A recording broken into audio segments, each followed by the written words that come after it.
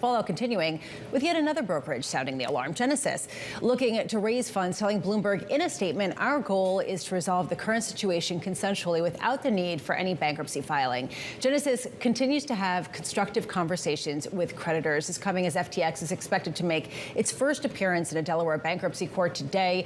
Bloomberg's Sonali Basak has been covering all of this and breaking the news. Sonali, thank you so much for being with us. What's the latest here and understanding where we are in the crypto fallout? Lisa, I want to bring us inside those continuing conversations as it pertains to Genesis, because as we've reported, they have reached out to a lot of players, larger and smaller, to try to really fill that $1 billion hole as it pertains to Genesis lending. Now, in the 6 days since they've halted withdrawals since last week, they have sought $1 billion or more of fresh capital, and they've warned those investors, as we've reported, that they would have to file for bankruptcy without new funds. Now, the reason Genesis matters so much to this industry, of course, is because it has a lot of institutional backing behind this firm, a lot of institutional counterparties. So all of a sudden, you're seeing that crypto contagion start to become a bigger issue, potentially, if you saw a bankruptcy filing from Genesis. Now, let's talk about FTX, because, of course, in a couple hours here, we have FTX starting that bankruptcy hearing in Delaware courts. Regulators around the world and its own customers are very interested in what will happen here.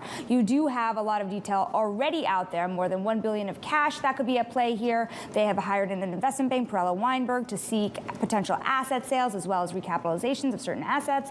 And we know that they have the largest 50 creditors have billions at play here. The top 10 creditors, even more than that, tens of millions to hundred millions of dollars per counterparty at risk at FTX. Now, who gets their money back? Because at the end of the day, if you have 40,000 bucks with FTX, do you get anything? Do you have any sense of recouping even a portion of those funds, or is the money saved for the big guys here? This will all play out in real time. We have never seen a bankruptcy like this before, but can anything of the past from prior financial bankruptcies play any role here?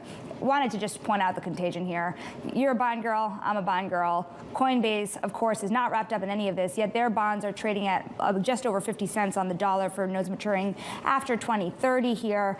Why? This is a company with $5 billion on its balance sheet. It is publicly traded. It is regulated in the United States. So you are seeing investor fears roll over a little more. How long that lasts for won't be answered until some of this shakes out.